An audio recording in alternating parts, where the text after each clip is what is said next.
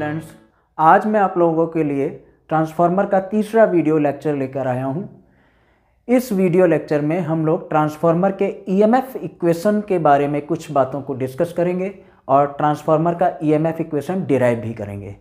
इससे पहले के वीडियो जिन्होंने न देखे हों उनके लिंक इस वीडियो के डिस्क्रिप्शन पे दे रखे हैं, वो लोग उन वीडियो को भी देख लें, जिससे कि उनको बेसिक कंसेप्ट ट्रांसफार्मर के क्लियर होंगे, तो उसके बाद उन्हें इस वीडियो की सारी बातें अच्छे से समझ में आएंगी।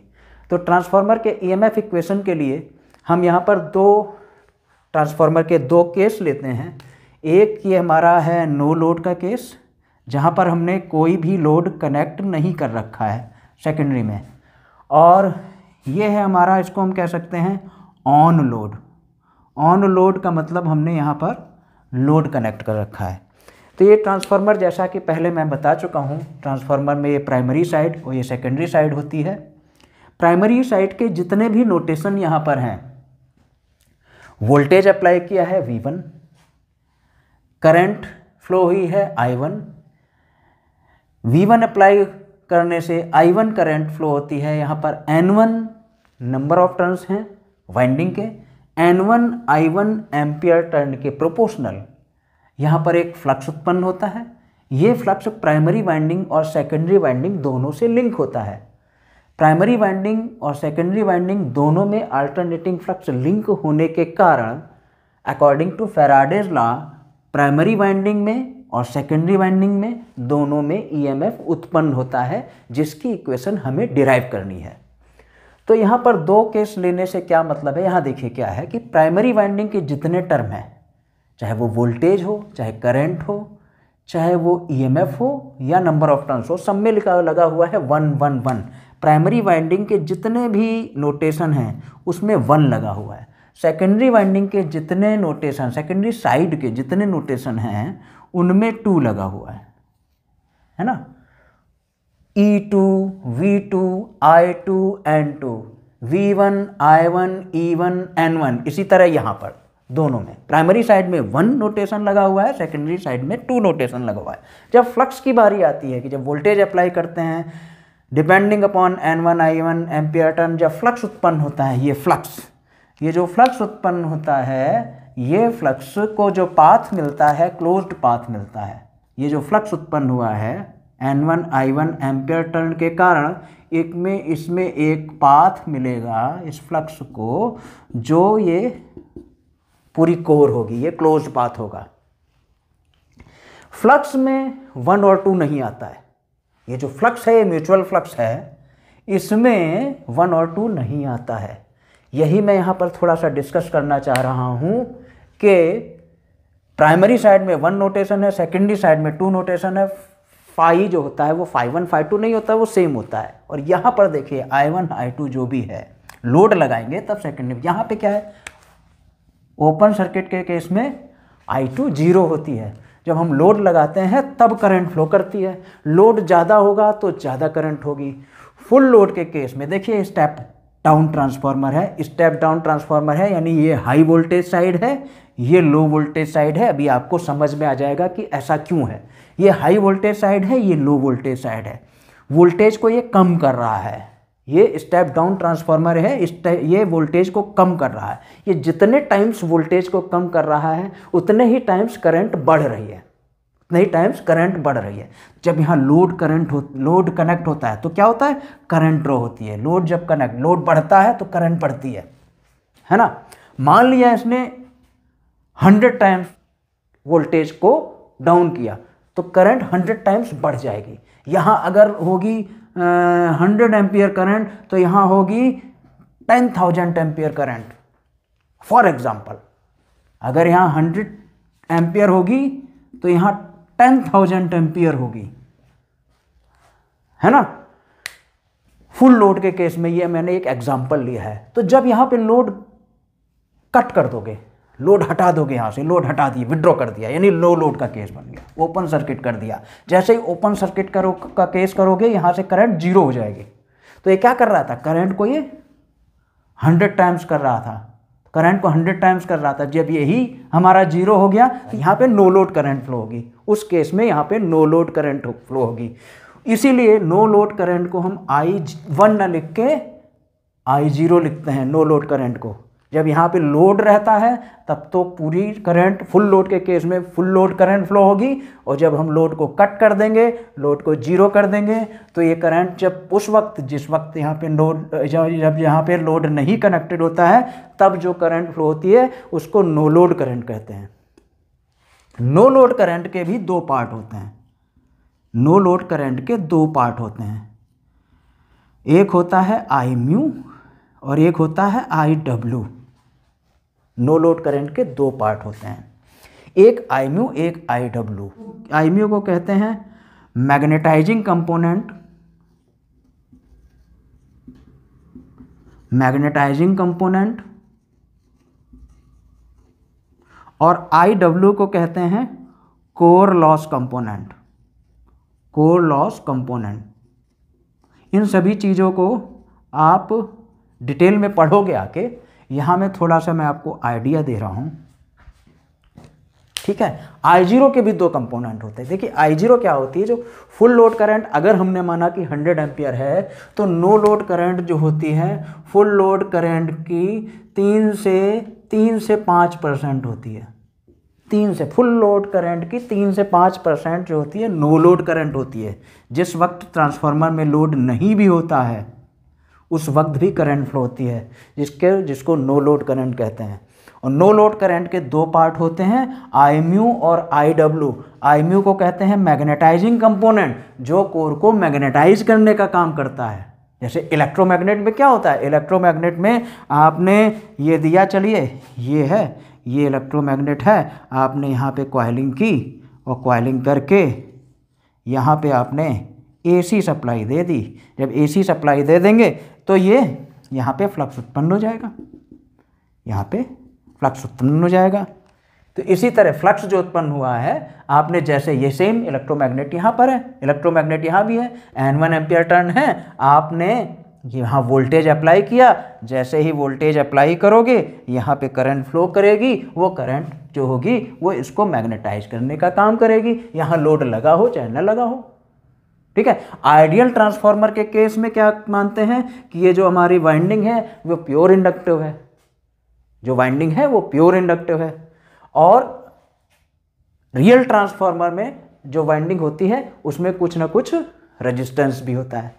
तो यहाँ पर जो फ्लक्स उत्पन्न होता है, यानी जो आई म्यू है, इसको मैग्नेटाइज करने का काम किया। और ये जो स्टैंपिंग है, स्टैंपिंग जो होती है पतली पतली बहुत सारी पत्तियाँ होती हैं, ये आपको मैंने पहले बताया था, स्टैंपिंग दिखाई भी थी मैंने आपको। पतली पतली स्ट्रिप्स होती हैं और उनको स्टैक करके बनाते हैं, बीच में उसको लेमिनेट करते हैं। होता क्या, पतली पतली स्ट्रिप्स में क्या होता है, उसमें एडी करंट्स फ्लो होने लगती हैं, एडी करंट फ्लो होती हैं। उन एडी करंट की वजह से, उस एडी करंट की वजह से वहाँ पे कुछ लॉसेज होते हैं, उनको हम कोर लॉस कहते हैं। कोर लॉस दो तरह के होते हैं, एक होता है हिस्टैरिसीस लॉस और एक होता है एडी करंट लॉस। दो तरह के लॉस होते हैं। ये सब हम डिटेल में पढ़ेंगे, आपको ये सब डिटेल में पढ़ेंगे। अभी मैं आपको एक आइडिया दे रहा हूँ। तो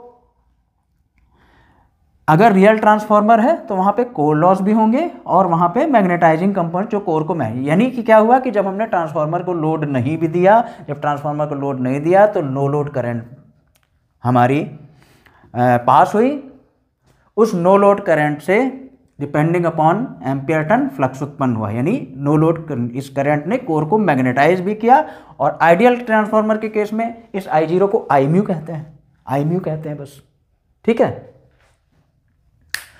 तो और जब हमने लोड लगाया, जब हम लोड लगाते हैं, जब लोड लगा देते हैं, कनेक्ट कर देते हैं, तब यहाँ पे करंट फ्लो होती है I2, तब यहाँ पे करंट फ्लो होती है I2। और ये जब करंट खींचना शुरू करते हैं, लोड के हिसाब से करंट ड्रॉ होती है यहाँ पे, उसी वक्त जब ये I2 होती है तो ये जो है I0 बढ़ के I1 हो जाती है। I0 में करंट बढ़ जाती है, वो I1 हो जाती है। लेकिन उस वक्त भी जो फ्लक्स की वैल्यू होती है, ये मैं समझाना चाहता हूँ आपको कि उस वक्त भी जो फ्लक्स की वैल्यू होती है वो वही रहती है जो नो लोड में होता है, वो वही रहती है। क्यों रहती है? अब आप यही कहोगे अरे सर ये क्या हुआ, आपने यहाँ पे कह रहे हो कि करंट नहीं है तब भी फ्लक्स उतना ही है, और जब करंट इतनी हो गई तब भी फ्लक्स उतना ही है। तो ये होता है। अभी हम जब आपको लोड, ट्रांसफार्मर ऑन लोड पढ़ाएंगे, इसको आगे पढ़ाएंगे ट्रांसफार्मर की वर्किंग लोड पर, तो इस चीज़ को पूरा डिटेल में डिस्कस करेंगे कि ऐसा क्यों हुआ है।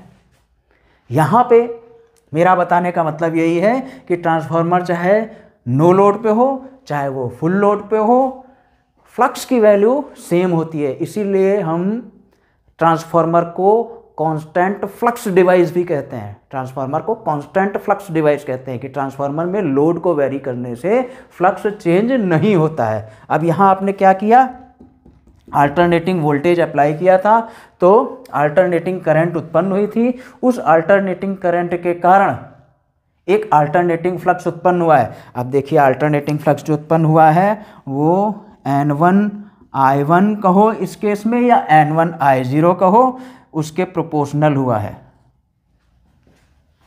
उसके प्रोपोर्शनल हुआ है। इन दोनों के फेज में भी कोई अंतर नहीं होता है। अगर करंट का फेज ये है तो फ्लक्स का फेज भी यही होगा, सेम होगा, सेम होगा। इनके एंगल में, फेज एंगल में कोई डिफरेंस नहीं होगा।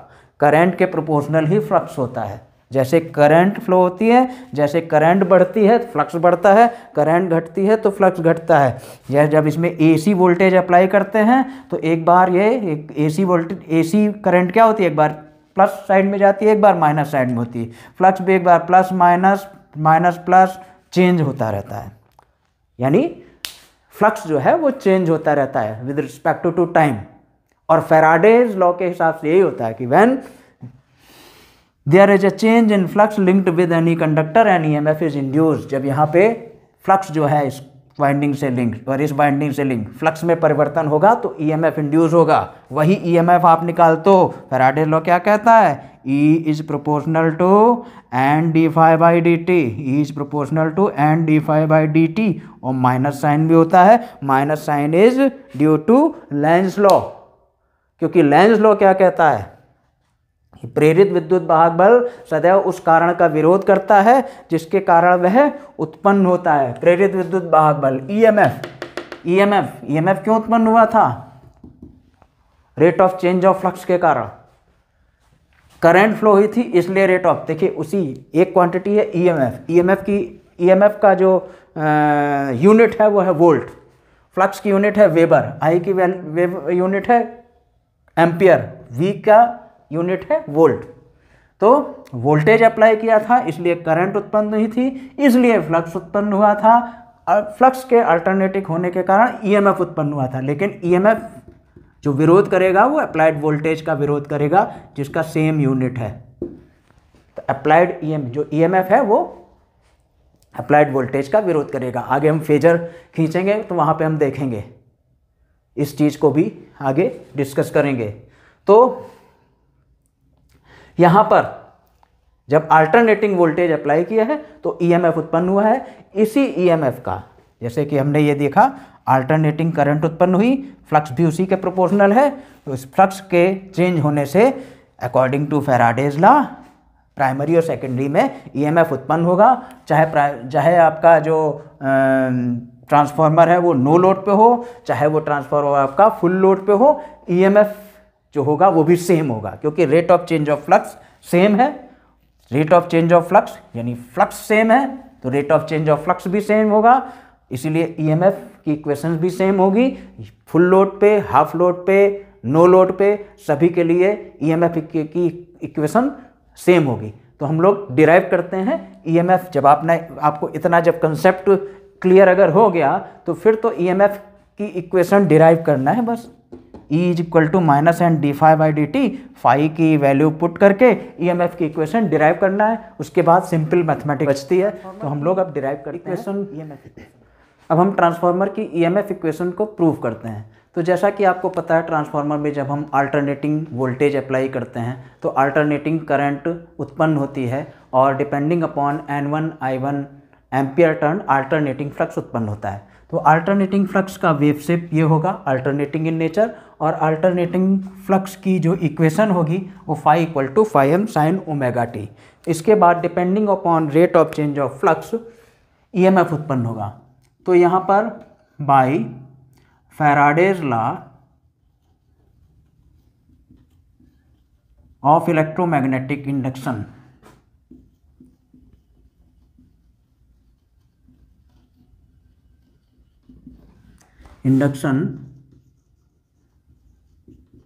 जो E की वैल्यू होगी, E will be equal to N d phi by d t, लेकिन E will be minus N d phi by d T,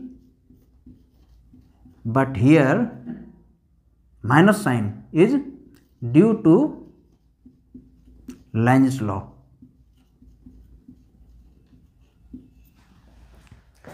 तो यहाँ फैराडेज लॉ और लेंज लॉ दोनों ही अप्लाई होते हैं। तो अगर हम यहाँ पर निकालें induced EMF at primary side,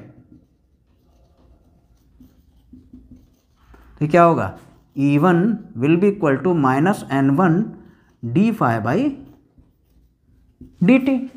अब क्या करना है, सिंपल कैलकुलेशन, फाई की वैल्यू आप पुट कर दीजिए, minus N1 d d t of phi की value phi m sine omega t. अब आप सिंपल डिफ्रेंशिएट कीजिए, माइनस N1 टी के रिस्पेक्ट में डिफ्रेंशिएट करना है, फाई एम हमारा कांस्टेंट होगा, phi m sine omega t का डिफ्रेंशिएशन कॉस ओमेगा टी, और ओमेगा टी का दोबारा करना पड़ेगा ओमेगा। अब यहाँ पर N1 phi m omega cos omega t को ब्रैकेट में ले लीजिए, माइनस कॉस ओमेगा टी। अब हम इस कॉस ओमेगा टी को चेंज करेंगे साइन ओमेगा टी में, क्योंकि आपका ये फाई का इक्वेशन है, phi equal to phi m sine omega t. इसके रिस्पेक्ट में जब हमें ईएमएफ को फेजर ड्रॉ करना होगा, ईएमएफ का फेजर, तो हमें कंपेयर करना पड़ेगा। कंपेयर करेंगे साइन को साइन से, इसलिए जैसे आपको फार्मूला पता है, sine 90 minus theta equal to cos theta, आप यहाँ पुट कर दो, ये हो जाएगा N1 phi m omega minus sine 90 minus omega t. अब माइनस साइन को और हटाइए, ये आपको एक फार्मूला और पता है, sine minus theta equal to minus sine theta, minus sine minus theta equal to minus sine theta, ये पुट कर दीजिए। तो माइनस जब हटेगा यहाँ से, ये हो जाएगा N1 phi m omega sine omega t minus 90 degree, ये इक्वेशन हो गई E1 की। अब इसको कंपेयर कीजिए, इसको हम कंपेयर करेंगे स्टैंडर्ड इक्वेशन से। स्टैंडर्ड इक्वेशन क्या होती है, जैसे phi equal to phi m sine omega t, I equal to I m sine omega t. इसी तरह ई की स्टैंडर्ड इक्वेशन हो जाएगी ई इक्वल टू, यहाँ पे N1 था, comparing with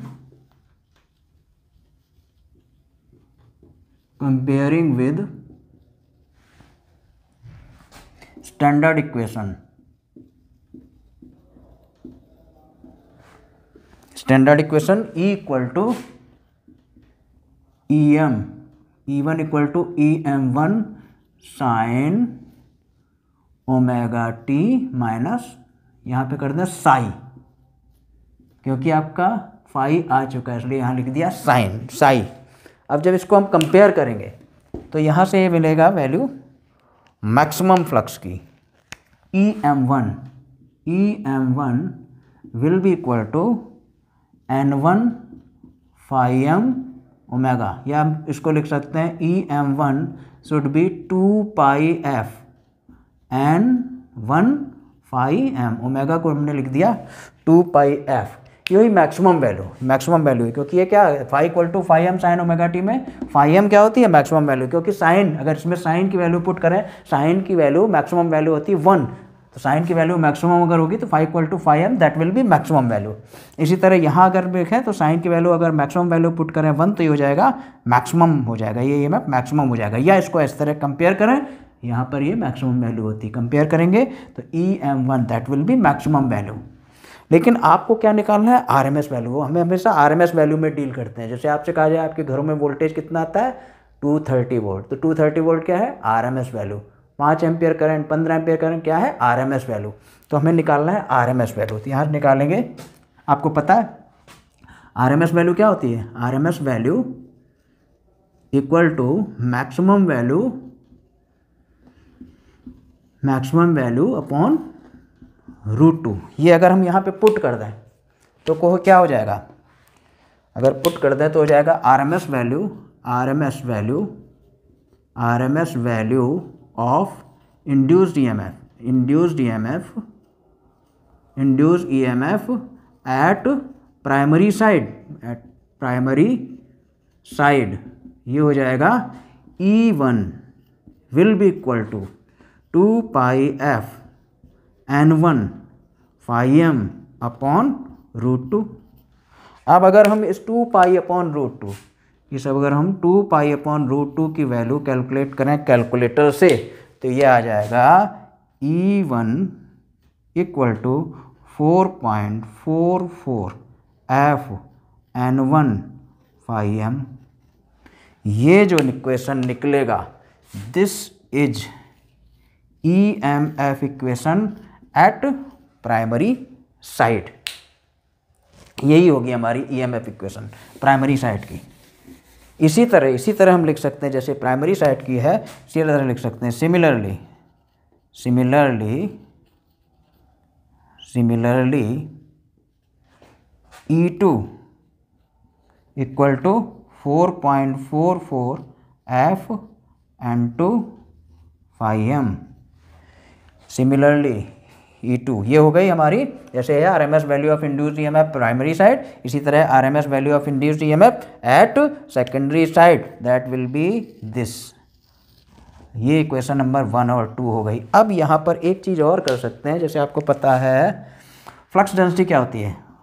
maximum flux density will be flux per unit area. ये क्या हुई? ये हुई मैक्सिमम फ्लक्स डेंसिटी। यहाँ एरिया, ये क्या है? Area of cross section of the core. अगर हम यहाँ पुट कर देंगे φm की जगह तो यहाँ से दो इक्वेशन निकल आएंगी हमारी, दो इक्वेशन EMF की निकल आएंगी। E1 equal to 4.44 f N1 φm की वैल्यू अगर कर दें हम BM A and E2 will B 4.44 f N2 BM A। ये दोनों, ये कहो या ये कहो, यही हमारी है EMF इक्वेशन ऑफ ट्रांसफार्मर। यहाँ पे देखिए एक एनालिसिस और करते हैं इन्हीं दोनों इक्वेशन से। अगर इन्हीं दोनों इक्वेशन से कहें हम, इनको अगर हम यहाँ से निकालें हम E1 अपॉन N1, ये आ जाएगा हमारा 4.44 f φm, और E2 अपॉन N2 की वैल्यू क्या आ जाएगी? E2 upon N2 will be 4.44 f φm। देखिए ये सेम है, 4.44 f φm, 4.44 f φm। ये क्या है? प्राइमरी साइड का EMF पर टर्न, यह सेकेंडरी साइड का EMF पर टर्न। यानी EMF पर टर्न प्राइमरी वाइंडिंग और सेकेंडरी वाइंडिंग, प्राइमरी साइड और सेकेंडरी साइड के लिए EMF पर टर्न की वैल्यू सेम होती है। बहुत इंपॉर्टेंट चीज है, EMF पर टर्न प्राइमरी साइड और सेकेंडरी साइड दोनों के लिए सेम होता है। इसका मतलब एक टर्न का EMF दोनों के लिए सेम है। तो जिधर नंबर ऑफ टर्न ज़्यादा होंगे वहाँ ज़्यादा EMF होगा, जिधर नंबर ऑफ टर्न कम होंगे उधर कम EMF होगा। अगर हम आइडियल ट्रांसफार्मर की बात करें, फॉर आइडियल ट्रांसफार्मर जहाँ पे वोल्टेज अप्लाई करते हो EMF बनता है, बीच में जो वाइंडिंग है, वाइंडिंग का रेजिस्टेंस, आइडियल ट्रांसफार्मर के लिए रेजिस्टेंस और रिएक्टेंस की वैल्यू बहुत कम होती है। रेजिस्टेंस और रिएक्टेंस की वैल्यू बहुत कम होती है, रेजिस्टेंस बहुत कम होगा तो क्या होगा? V2 is nearly equal to E2, V1 will be nearly equal to E1, यानी जिधर का वोल्टेज ज़्यादा होगा उधर, जिधर नंबर ऑफ टर्न ज़्यादा होंगे उधर वोल्टेज भी ज़्यादा होगा, ईएमएफ भी ज़्यादा होगा, वोल्टेज भी ज़्यादा होगा, और जिधर नंबर ऑफ टर्न कम होंगे उधर ईएमएफ भी कम होगा, वोल्टेज भी कम होगा। तो ये क्या हुआ, ये आपकी दोनों इक्वेशंस निकली, हमने डिराइव किया है ईएमएफ इक्वेशन ऑफ ट्रांसफार्मर।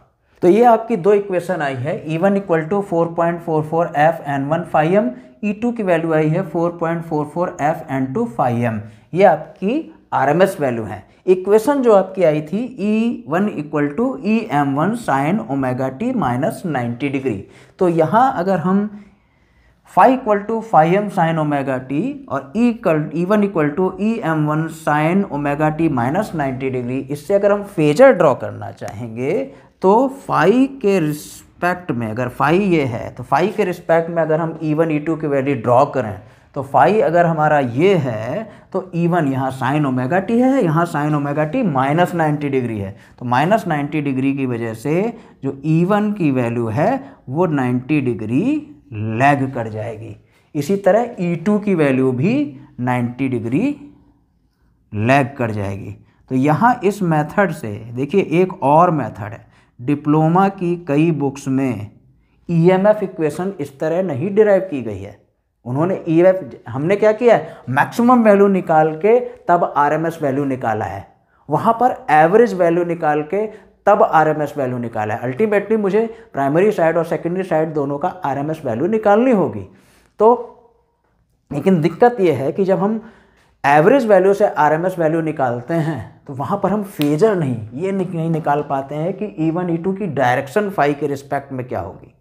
यहाँ पे क्या है, मैक्सिमम वैल्यू, इस मेथड से हम फेजर डायग्राम भी ड्रॉ कर पाते हैं।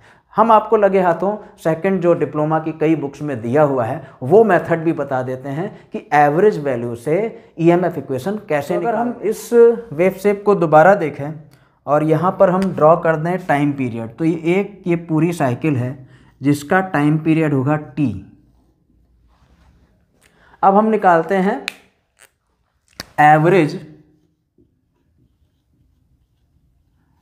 Average rate of change of flux.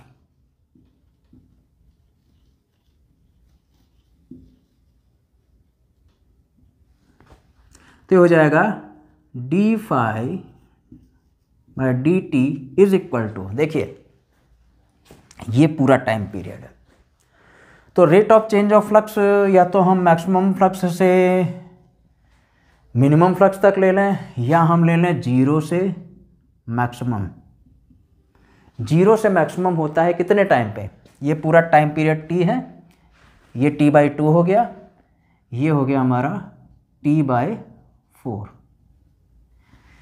यानी T/4 टाइम पीरियड में फ्लक्स जीरो से मैक्सिमम वैल्यू पर पहुंच जाता है। तो अगर हम कहें define change in flux divide by change in time,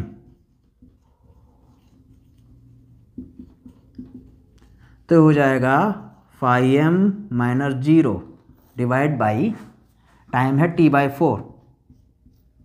अच्छा, T को हम ये भी कह सकते हैं time period equal to 1 frequency. तो यहाँ आ जाएगा, इसको चेंज कर दीजिए 4 फाई एम बाई टी और हम लिख दें 4 एफ फाई एम। तो यहाँ से आ गया हमारा एवरेज ईएमएफ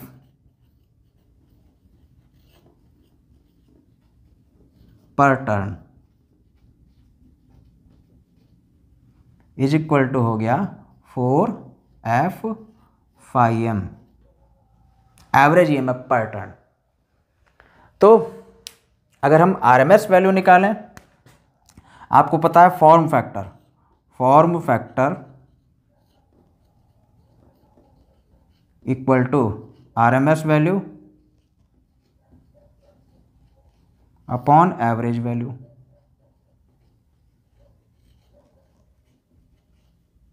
इसकी वैल्यू होती है 1.11। तो यहाँ से अगर हम निकालेंगे आरएमएस वैल्यू, यहाँ से अगर हम आरएमएस वैल्यू निकालें then this RMS value will be RMS value of rate of change of flux will be equal to 1.11 multiplied by 4F phi m per turn। ये हो जाएगा 4.44 F phi m। तो जब RMS वैल्यू, अब आपको पता है rate of change of flux जो होता है प्राइमरी वाइंडिंग सेकेंडरी वाइंडिंग दोनों के लिए सेम होता है, ये मैं बता चुका हूँ। तो इंड्यूस जब आपको मिल गया RMS वैल्यू ऑफ फ्लक्स मिल गया पर टर्न जो कि सेम होता है दोनों वाइंडिंग के लिए, तो आप इंड्यूस्ड ईएमएफ निकाल सकते हो। Induced EMF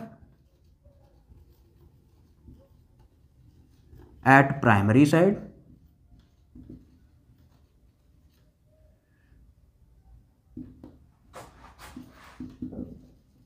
E1 is equal to क्या हो जाएगा N1 multiplied by RMS value of rain multiplied by 4.44 F phi m। ये हो गया E1 equal to 4.44 F N1 phi m। वही आ गया, ये आ गया induce EMF at primary side. इसी तरह आपको आ जाएगा सिमिलरली इंड्यूस्ड EMF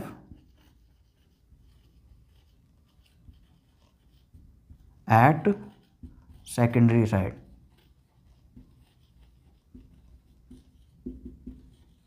ये हो जाएगा E2 equal to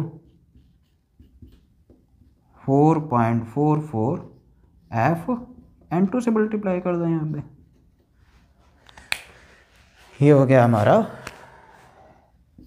primary side का EMF, ये हो गया सेकेंडरी साइड का EMF। पर इससे आप निकाल तो लोगे लेकिन आप फेजर नहीं ड्रा कर पाओगे। अगर आप कहें E1 E2 की डायरेक्शन फाई के रिस्पेक्ट में क्या होगी तो आप नहीं निकल पाओगे। तो देखिए एग्जाम पास करने के लिए ठीक है, डिप्लोमा की बुक में यही दिया हुआ है, बट अगर आपको कंसेप्ट क्लियर करना है तो कंसेप्ट क्लियर करने के लिए आपको टाइम देना पड़ेगा।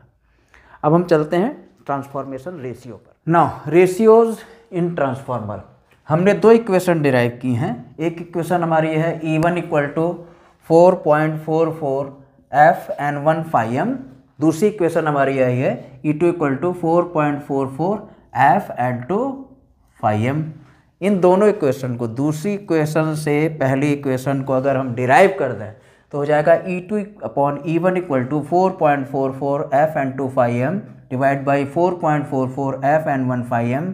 phi 1 cancel out, this cancel out, ये बचा हमारा E2 upon N1 is equal to N2 upon N1। N2 क्या है secondary number of turns, N1 क्या है प्राइमरी नंबर ऑफ टर्न्स, यानी E2 upon E1 is equal to N2 upon N1। अब अगर हम ट्रांसफार्मर का ये केस लें, ये जैसे ट्रांसफार्मर है, ये हमारी रही प्राइमरी वाइंडिंग और ये रही सेकेंडरी वाइंडिंग।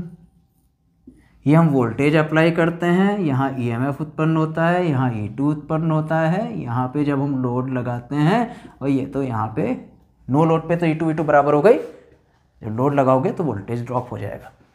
अब अगर हम प्राइमरी वाइंडिंग और सेकेंडरी वाइंडिंग का दोनों का रेजिस्टेंस और रिएक्टेंस दोनों जीरो माने, दोनों जीरो माने, ये आइडियल ट्रांसफार्मर के केस में हो सकता है। तो जब हम रेजिस्टेंस और रिएक्टेंस दोनों जीरो मानेंगे, जितना वोल्टेज अप्लाई करेंगे तो यहाँ पे जब रेजिस्टेंस रिएक्टेंस दोनों जीरो होगा तो कोई ड्रॉप नहीं होगा, तो V1 E1 इक्वल होगा। इसी तरह यहाँ V2 E2 इक्वल होगा। इफ़ वी निग्लेक्ट रेजिस्टेंस और leakage reactance of transformer winding, तो R1 और R2 को भी हमने जीरो मानना, X1 X2 दोनों को जीरो माना। तो यानी केस आइडियल ट्रांसफार्मर केस में क्या होगा, E1 will be equal to V1 and E2 will be equal to V2। तो यहाँ E1 और E1 इक्वल टू V1 हो जाएगा, E2 इक्वल टू V2 हो जाएगा। उस केस में हमारी इक्वेशन क्या बनेगी, उस केस में हमारी इक्वेशन बनेगी E2 upon E1 equal to N2 upon N1 equal to V2 upon V1। इसको कहते हैं K, इसको कहते हैं वोल्टेज रेशियो,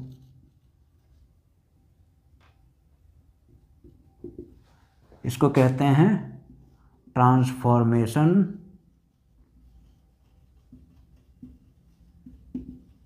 रेशियो, इसको ट्रांसफॉर्मेशन रेशियो कहते हैं, है ना। और यहाँ N2/N1 जो है, N2/N1 को टर्न रेशियो कहते हैं, टर्न रेशियो, इसको टर्न रेशियो भी कहते हैं। अब ट्रांसफार्मर की रेटिंग वोल्ट इंटू एम्पियर में होती है और इनपुट VA और आउटपुट VA दोनों सेम होते हैं, यानी V1I1 इक्वल टू V2I2। यहाँ से अगर आप निकालोगे V2/V1 that will be equal to I1/I2। V2/Y1 को K लिखा था तो I1/I2 को K लिख दिया, I1/I2 K, जैसे V2/V1 K था, यहाँ पे V2/V1 is equal to K। इसको अगर हम कंप्लीट लिखेंगे ये क्या होगा, इसको क्या कहते हैं, करंट रेशियो। देखिए ये बहुत इंपॉर्टेंट है, यहाँ कंफ्यूज मत होना, कई बुक्स में ये उल्टा पुल्टा भी दिया है, क्योंकि वोल्टेज रेशियो, देखिए वोल्टेज रेशियो तो चलिए ठीक है, E1 और E2, E1/E2, E2/E1 कुछ भी हो सकता है, लेकिन ट्रांसफॉर्मेशन रेशियो K E2/E1 होता है, E1/E2 नहीं होता है। इसी तरह ये I1/I2 होता है। तो पूरी इक्वेशन को जब हम लिखेंगे तो होगा E2/E1 equal to V2/V1 equal to N2/N1 equal to I1/I2 equal to K। देखिए ये हुआ,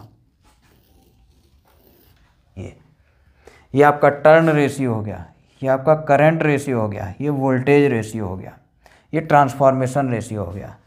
तो देखिए ट्रांसफॉर्मेशन रेशियो जो होता है वो I1/I2 होता है और यहाँ N2/N1 होता है, यहाँ V2/V1 होता है। ये है ट्रांसफॉर्मेशन रेशियो से भी हमें कई सारी चीज़ों का पता चलता है, वो देखते हैं क्या होता है। टर्न रेशियो के बेस पर भी हमें कुछ जानकारी मिलती है, जैसे अगर हमारा टर्न रेशियो K की वैल्यू ग्रेटर देन 1 है, टर्न रेशियो ग्रेटर देन 1 है तो N2/N1 भी ग्रेटर देन 1 होगा। इससे क्या मिलेगा, N2 is greater than N1। तो N2 number of turn secondary के हैं वो ज़्यादा हैं। जब सेकेंडरी के टर्न ज़्यादा हैं तो EMF भी सेकेंडरी में ज़्यादा होगा प्राइमरी के रिस्पेक्ट में। तो जब हमारा सेकेंडरी का EMF ज़्यादा होता है, प्राइमरी का EMF कम होता है, तो वो स्टेप अप ट्रांसफार्मर होता है, क्योंकि वो सेकेंडरी के EMF सेकेंडरी में वोल्टेज को बढ़ा रहा है। वोल्टेज को जब बढ़ा रहा है, इंक्रीज कर रहा है, तो वो स्टेप अप ट्रांसफार्मर होता है, वोल्टेज बढ़ाया जा रहा है। इसी तरह जब टर्न रेशियो लेस देन 1 होता है, टर्न रेशियो लेस देन का मतलब है turn ratio N2/N1, this is less than 1, it means N2 is less than N1। Number of turn secondary में अगर कम है तो सेकेंडरी का EMF भी कम होगा, E2 will be lesser than E1। तो जब हमारा E2 लेसर है, E2 हमारा कम है, यानी जो ट्रांसफार्मर है वो वोल्टेज को कम कर रहा है, उसको हम स्टेप डाउन ट्रांसफार्मर कहेंगे। Voltage is lowered from primary to secondary. तीसरा टाइप का होता है जब हमारा टर्न रेशियो की वैल्यू 1 होती है। जिस ट्रांसफार्मर में टर्न रेशियो की वैल्यू 1 होती है, यानी N2/N1 विल बी 1, तो N2 is equal to N1 दोनों साइड के। अब कहोगे ये क्या होता है, ये होता है आइसोलेशन ट्रांसफार्मर, जहाँ पे E2 और E1 बराबर होते हैं। अब E2 E1 बराबर होते हैं तो ऐसे ट्रांसफार्मर की ज़रूरत ही क्या पड़ी, ये हुई आइसोलेशन ट्रांसफार्मर। तो जैसा आपको मैंने शुरू में बताया था कि ट्रांसफार्मर प्राइमरी सर्किट और सेकेंडरी सर्किट दोनों अलग अलग होते हैं, वो इलेक्ट्रिकली कनेक्टेड नहीं होते हैं। वोल्टेज लेवल यहाँ दोनों साइड में सेम रहेगा, और चूँकि प्राइमरी सर्किट और सेकेंडरी सर्किट इलेक्ट्रिकली कनेक्टेड नहीं होते हैं, तो ये ऐसी जगह यूज़ करा जाता है कि जहाँ पर मान लो प्राइमरी साइड में कोई फॉल्ट हो गया तो सेकेंडरी साइड इफेक्ट नहीं होगी। सेकेंडरी साइड का जो सर्किट होगा, चूँकि मैग्नेटिकली कनेक्टेड है, इलेक्ट्रिकली कनेक्टेड नहीं है, तो अगर प्राइमरी साइड में अगर कोई फॉल्ट होता है तो सेकेंडरी साइड का जो भी सिस्टम होगा वो सुरक्षित रहेगा। तो उसको कहते हैं हम isolation transformer. It's all about EMF equation of transformer and ratios in a transformer. Next video में हम लोग ईएमएफ इक्वेशन और ट्रांसफॉर्मेशन रेशियोज से रिलेटेड कुछ न्यूमेरिकल प्रॉब्लम्स डिस्कस करेंगे। उसके बाद हम लोग मूव करेंगे नो लोड ट्रांसफार्मर और उसके फेजर डायग्राम पर। तो आज के लिए इतना ही। Thank you very much.